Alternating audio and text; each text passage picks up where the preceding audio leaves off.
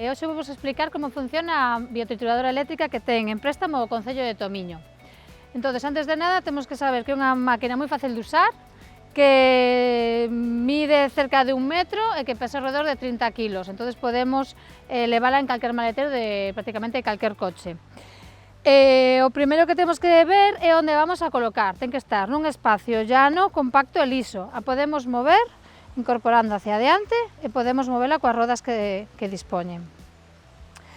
Xunto coa máquina vamos a proporcionar tamén unha largadera de 40 metros, que é a única que vamos a usar para pôr en funcionamento a máquina. Iso sí, temos que ter en conta que temos que ter un enchufe máis ou menos cerca para poder usala. Entonces, o primeiro que vamos a facer para que a máquina funcione será utilizar os EPIs, por as gafas que nos protexan das posibles ramas e os guantes. O primeiro que temos que comprobar é que o caixón do depósito onde vai caer o estruturante este pechado. Este é o depósito. Entonces, para que funcione correctamente, temos que ter a palanca subida hacia arriba ou a opción de on. Agora xa podríamos probar a ver que a máquina funciona. Damos o botón verde para que as coitelas empezaran a circular. Aquí temos a palanca na que regulamos as coitelas. Hacia a dereita apretamos as coitelas entre sí e hacia a esquerda as afrouxamos. Nunca poremos en funcionamento con elas apretadas.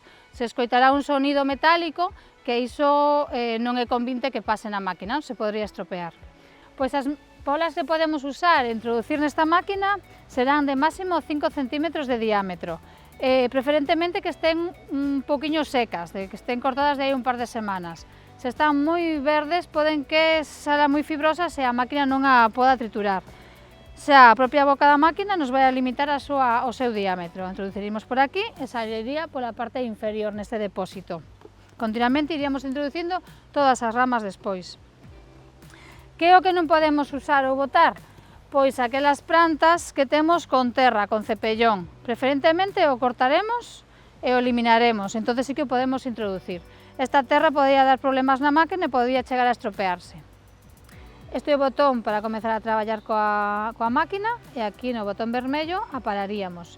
No caso de atasco, podríamos darlle o botón reverse e digamos que retrocederían as coitelas e saldría hacia arriba a pola. Pois comezamos a traballar co botón verde, introducimos as ramas e nos podemos alonxar un pouco da máquina.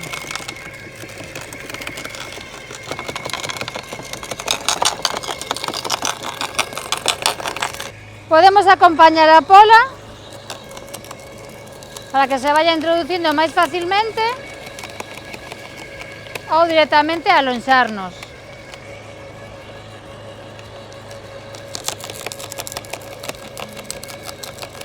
Unha vez finalizada a trituración da poda que tiñamos para esa xornada, podemos apagar no botón vermello e a máquina estaría xa apagada. A desenchufamos e podemos comprobar o material baixando a palanca negra.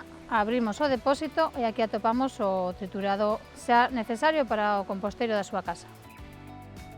Hai que ter en conta que esta máquina non a podemos mover en funcionamento, xa a temos arrancada, non a podemos manipular e mover do seu sitio.